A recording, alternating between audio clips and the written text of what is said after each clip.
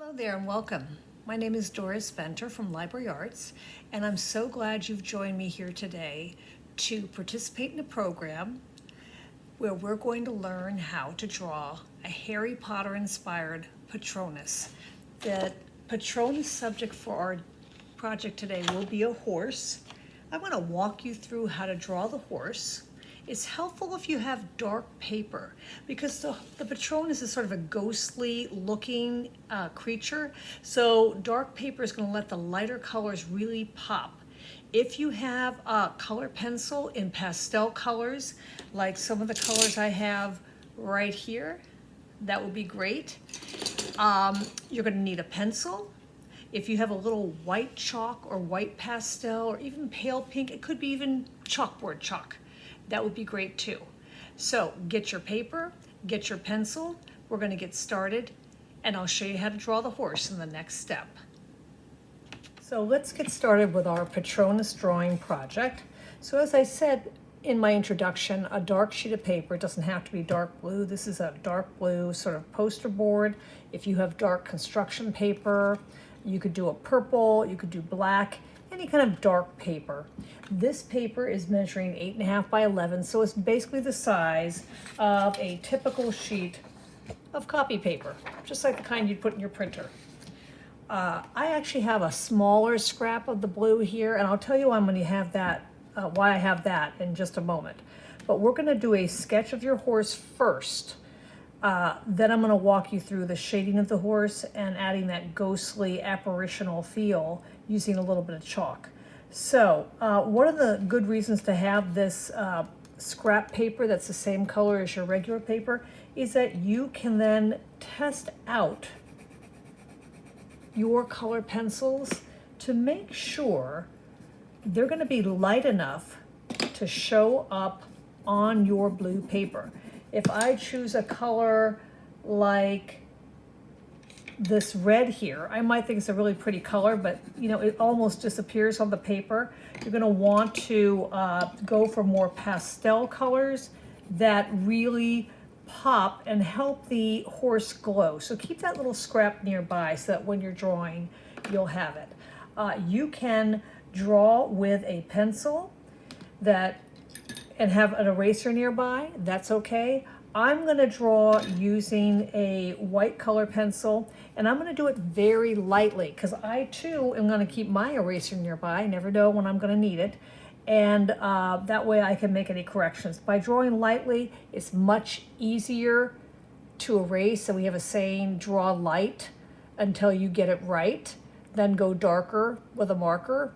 So, or a color pencil in this case. So let's go ahead and get started. We're going to start with the horse's head, the back and tail, the mane and the forelock. Then we're going to work our way down to the legs. So I would start the head up here in the right-hand corner of your paper so that you have enough room for the whole body to fit.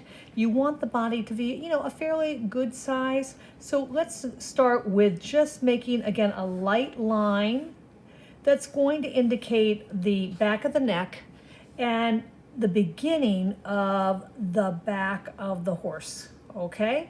Now we're going to go ahead and add a little triangular ear with a little pink ear piece, sort of little opening there in the ear. And then we're going to draw with some jaggedy lines, a kind of forelock shape coming in there with another maybe forelock piece coming out there. On top of the forelock, we're going to add another sort of arched shape to make the second ear. So again, very light right now, not going very dark at all. Going to come down here like a little slope, very slow and to a bump. That is sort of the front of the horse's face right there. We're now going to come down for a mouth and curve in. That will make the horse's mouth. Everything with a horse is about proportions. They're very large animals, so I tried to break it up into proportions so you could kind of work on the upper half and then build the lower half in. Okay, so now we're going to do the lower portion of the mouth, come in, and there's always almost this like curved cheek muscle right here, so we're going to add that in. And then we're going to take our neck and come down like that. So you have a nice strong neck. Now let's go back here and let's add the mane. Now we want the mane to appear like it's blowing. So it's going to look like sort of like fire, like, you know, waves of fire sort of blowing in the wind there.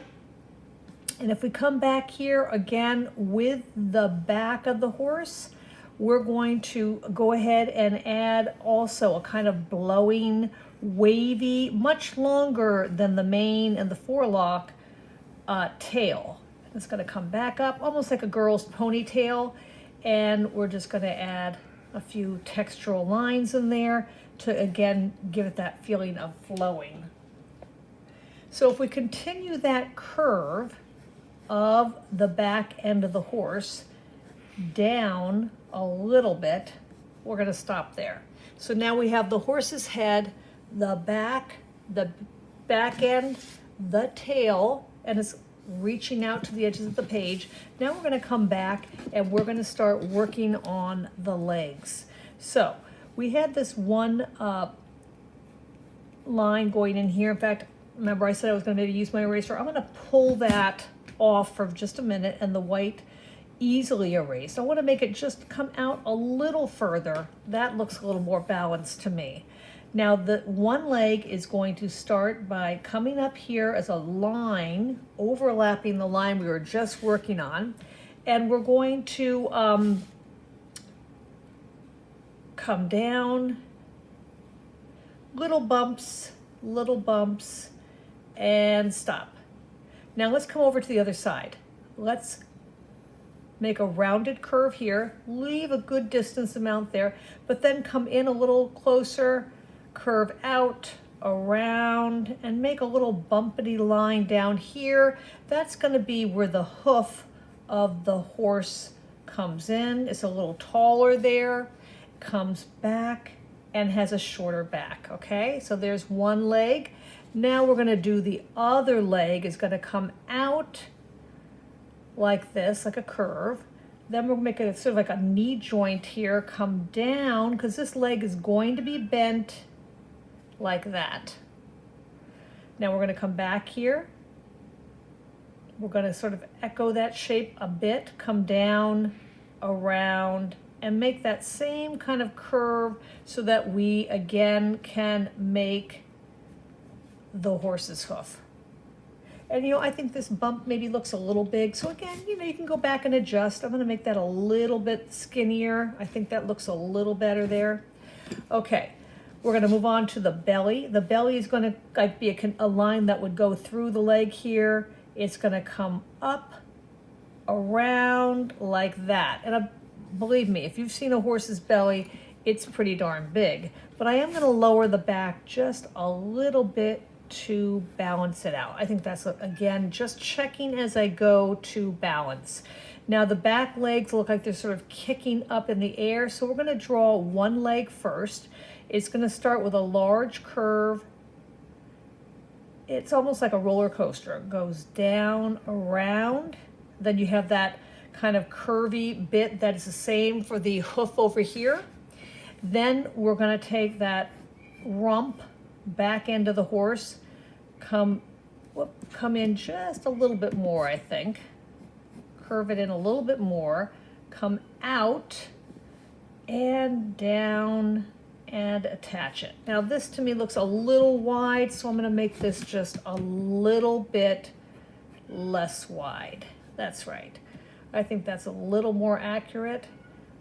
Maybe this could come up a little bit higher to match that kind of knee joint and curve. Yeah, that's better. I like that better. See, I too will make adjustments as I go. Again, the hoof comes in, curves down, goes up, and here. Since this is a recording of how to draw this horse, you can always stop the video and rewind whatever you need to redo, re-see, watch again. I try to take it nice and slow, but I do realize you might need extra time to complete your drawing. So I'm going to just pull this hoof in again, shorten it right there, and really the only thing left maybe a slight more curve here. I think I'm going to bring that leg in just a little bit more. The only thing left at this point is to go back and add the horse's eye. So I'm going to move this paper over here. I'm going to go back and add like a leaf shape for the eye. I'm going to put a circle inside of it and a dot. So you have your horse right there. Now we're going to move on in the next segment to drawing, shading the interior of the horse and creating that atmospheric look as if it's a ghost. Okay, so I look forward to seeing you in a minute. In the meantime, I'm going to go back and darken with my white color pencil these lines. They pop out even more. You could do the same with yours. See you in a minute. We are now ready to start adding some colors to our Patronus. Now, you might notice that my Patronus is really popping out. So I did start with a white color pencil, but, and this is, you know, something that you may or may not have. If you have a white marker, you can get a really brighter line, and I want it to be easy for you to see what I'm doing, so I did go over my color pencil with a white marker. Here's another tip. If you have a silver or gold, you can also go around the Patronus with that.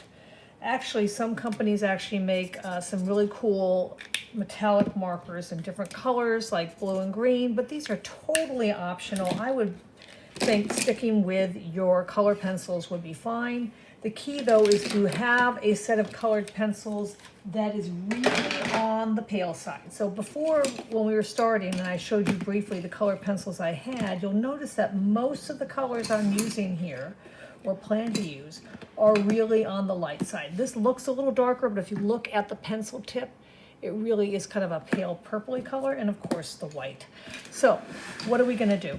We're gonna give our horse a very pastel body feeling, and then we're going to work from the edges inwards on the horse. So if you look at the one that I did earlier, in advance of the program, a lot of the shading is going to happen near the edge of the horse's body, and then as you go in center, the colors are going to get slightly darker. So let's start that right now.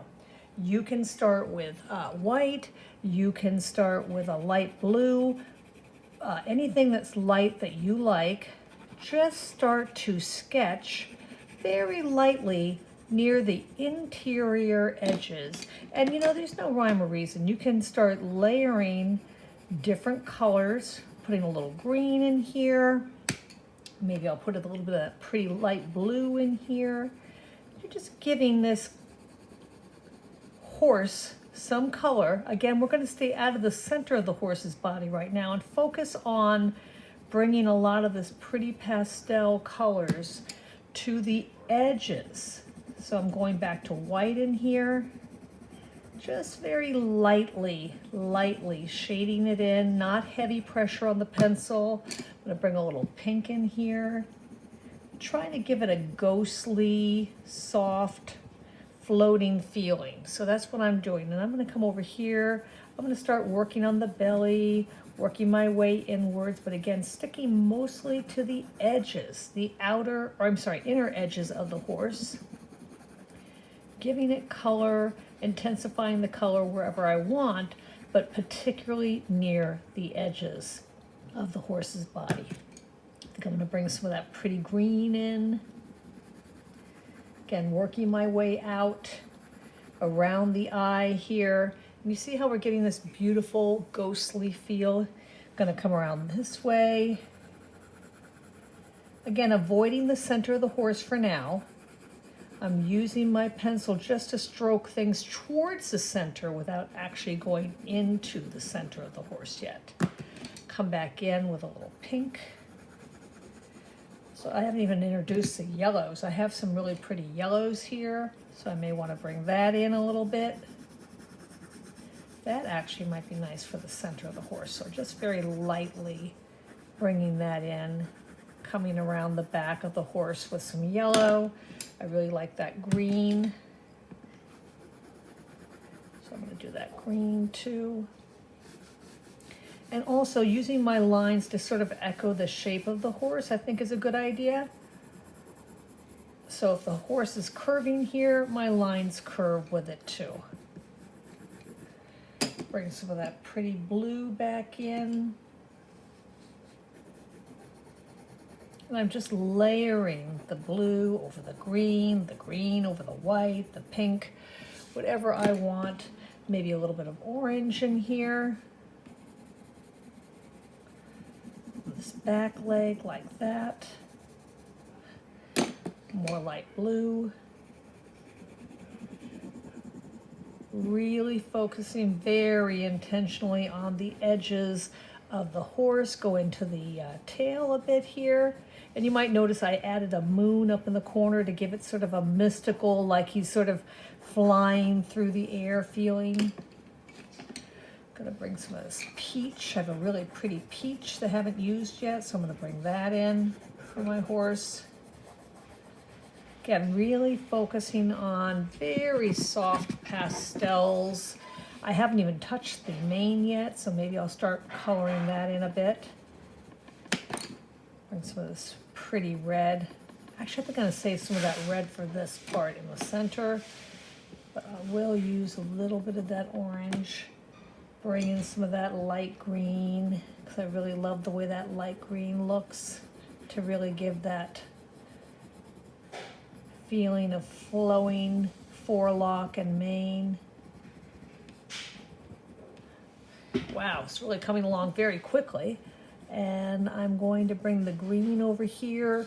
My moon is going to be a pretty golden yellow because that's pretty typical of a moon. Or it could be a pale blue if you wanted. Now I'm going to go into the center a little bit now. And I'm going to, again, just lightly bring in those darker colors like the red here to fill in the center of the horse. And I'm going to look for that mulberry that I had, that purple that I really liked. Just going to fill in the center of the horse with that, a little bit of that mulberry, maybe a little mulberry in the eye. But again, keeping the lighter, paler colors right near the edges of the horse, right here. That's where we want the very pale colors really showing off that sort of edges of the ghost, like a ghostly edges. Need to get down here and do these hooves. Like that. And maybe a little bit down there. So you see, really have a lovely, pale, ghostly feel to our picture. I'm going to take my white marker. Again, you can use a white color pencil or silver if you have it. I'm just going to start putting some flowing lines as if the horse is sort of flying through the air, right off the heels. There's movement. This kind of gives the feeling that the horse is moving through the air and things are brushing by him. I'm also going to take my marker, and again, you could just use a color pencil. I'm going to put some little stars in the sky, just throughout the picture. Maybe not all these little X's. I think I might even do dots. Like, you could even think about doing a constellation if you want. Just to kind of mix it up. Okay, when we come back, now that we have the basic coloring done of our horse, we're going to talk about adding a little layer of chalk. So if you have chalk pastel, blackboard chalk, anything in a pale pink, a white, a pale yellow, we will use it to add that soft glowing feel to the background. And if you have a little bit of glue, some mini gems, they can really make your stars look like they're twinkling. Okay, see you in a few. Back. I'm assuming at this point you've had time to use the color pencils on your horse. If you wanted to add dots for stars, little star shapes, the wind blowing through the sky, a little moon, whatever you want to add is fine. You want to put a cloud in there, whatever you want. So now we're going to introduce some chalk. And I just have some chalk pastels that really actually belonged to my daughter when she was younger. And I'm going to pick out just a few soft colors, a soft yellow, maybe, let's see, maybe this pretty blue. There's a kind of a grayish blue there. And what I'm going to do, and you could just, as I said before, if you have chalkboard chalk, that's fine too. But what you want to do is just take that chalk, put a few lines, again, sort of emphasizing that idea of movement, and give it a little bit of a smear, because you just want a very light color. So I'm gonna add a little yellow down here. And I'm gonna add a little bit of this pretty blue, which is kind of magical if you ask me. I really like that blue. And again, I'm just going to blend it lightly with my finger. You don't even need a lot. You just want to give it that air of mystery, of ghostly glow, just like that. I think that's probably enough. I just did like 3 or 4 strokes, and that was really enough for this. Now, if you have, I was saying before, if you have some gems, this is just a little cup of little mini gems I happen to have around the house. You can take some of those little gems and a little bit of glue, and you can just randomly stick them onto your paper like that. They could be different colors. I have a purple one here. I'll add a purple one up here. I have a bluish one over here. I'll put a blue one over here. Just a few random gems. You could do it with beads. You could even just draw some little colorful stars. I have a smaller one here that's sort of magenta colored. I'm gonna put that one right there. Doesn't have to be this clear glue I'm using. I just happen to have it on my desk here, and so I always grab what I have. I don't fuss too much about it. I just say, what do I have today? Well, it looks like I have some, you know, I have green, I have blue, I have clear. I'm just going to put a few around, and again, just gives it that kind of mystical nighttime look to your picture that can be really quite pretty. So think about doing that. Finish up your work. I think people are going to be very impressed what they see after they look at your drawing. I want to thank you so very, very much for joining me today with this Patronus drawing project. I wish you well. And this is Doris Benter saying thank you again from Library Arts.